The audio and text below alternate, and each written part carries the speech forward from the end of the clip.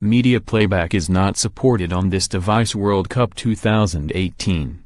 Japan 0-1 Poland highlights 2018 FIFA World Cup on the cost. Russia dates, 14th June to 15th July. Live coverage across BBC TV, BBC Radio and BBC Sport website with further coverage on red button, connected TVs and mobile app.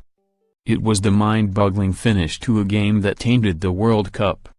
Japan reached the last 16 despite a 1-0 defeat by Poland, as Colombia beat Senegal by the same score in the group's other match. What happened? Japan and Senegal came into their final games level on points, goal difference and goals scored. But that does not tell the whole story. Were that still the case at full time, fair play would decide which team finished highest. Senegal had 5 bookings in their first 2 games to Japan's 3. When both sides fell 1-0 down, and having been shown 1 yellow card apiece, Japan were on course to qualify. But they knew a second goal by Poland, who were already eliminated, or 2 bookings or a red card could knock them out. So, with about 10 minutes to go, they decided to stick rather than twist, gambling on Senegal not eliminating them by scoring an equalizer against Colombia. In scenes reminiscent of West Germany's infamous 1-0 win over Austria in 1982, Japan and Poland saw out the game at walking pace. Despite having attacking players such as Keisuke Honda and Shinji Kagawa on their bench, Japan brought on midfielder Makoto Hasebe, their captain, for forward Yoshinori Muto and sat deep. They passed the ball around their defense and midfield when they had it, never crossing the halfway by more than a few yards. They let Poland, for whom this was a first win of the tournament, play in non-dangerous areas. The crowd booed and whistled, just as they had 36 years ago when the disgrace of Gijón eliminated Algeria. Following that controversy, group stages were changed so the games finished at the same time. After the game in Volgograd ended, Japan's players, manager and fans had to wait for about a minute to get confirmation their gamble had paid off. Senegal had not scored and they were through to face either England or Belgium. What did they say? Japan's players could celebrate. After getting confirmation of the final score 500 miles away, Japan coach Akira Nishino said it was a very tough decision. "We did not go for victory but we just relied on the other match," he said. "That was slightly regrettable but I suppose at that point I didn't have any other plans.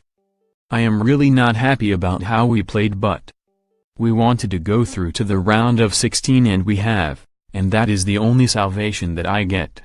Nishino said he passed on instructions when he sent on midfielder Hasebe, no risks and no yellow cards. "What if we conceded another goal and it was 2-0? He said. "We went through. Therefore perhaps it was the right decision."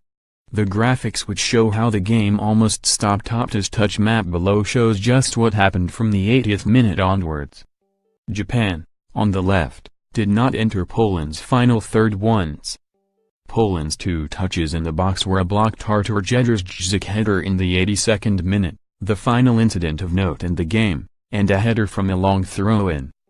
In the final 5 minutes, 86.5% of possession was in the central third of the pitch and Opta's feet, which shows shots, fouls and corners, had nothing to report between the 82nd minute and full-time. "I hope they get battered now." What did BBC pundits say?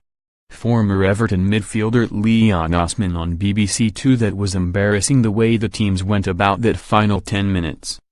It was everything we don't want to see in the World Cup. It turned into a farce." They brought on midfielder Makoto Hasebe for a centre-forward in the 81st minute, and he was slowing the game down. He kept highlighting the fact that his team were winning on yellow cards and told all his teammates to slow down. It really set the tone for the last 5 or 6 minutes of the game. Both teams sat back and didn't really want to press the ball. It fizzled into a really poor ending. Northern Ireland manager Michael O'Neill on BBC Two. "It takes you back to watching games from 1982, 1986. We saw Austria and West Germany play out a game like that for even longer.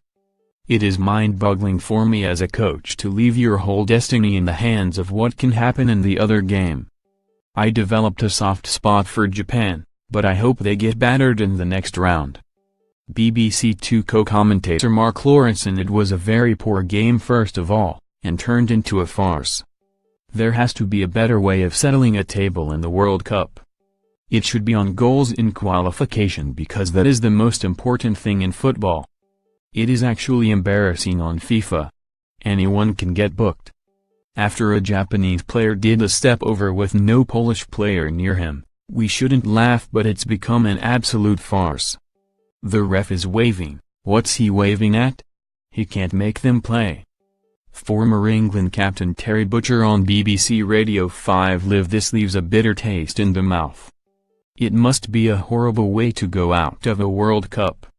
It's been a marvelous World Cup. It's a disgrace. It's just been a bit tainted by Poland and Japan doing that. Former Scotland winger Pat Nevin on BBC Radio 5 Live: If they didn't get away with it, you'd laugh at them and say it serves you right. I never like to see a game of football played like that. They took a gambler's chance. But had they gone forward and conceded again, and gone out, they'd be called naive and stupid. The reality is now and again a strange set of circumstances comes up and they took a chance. BBC Radio 5 Live commentator Conor McNamara: This is going to be much discussed. Had Senegal scored, they were stuffed. This is why they play the final group games concurrently. They're not running. Two Japanese players are just rolling the ball to each other. There's no Polish player within 15 yards. That famous Germany v Austria game, that is the sort of farce this game descended into for the final 15 minutes. But all with the jeopardy that didn't exist in 1982. The risk Japan took here is bringing this game to a halt. If Senegal had scored, Japan were out and they'd have wasted all that time. But can you call that fair play? Is that the spirit of the competition? They've gone through on fair play.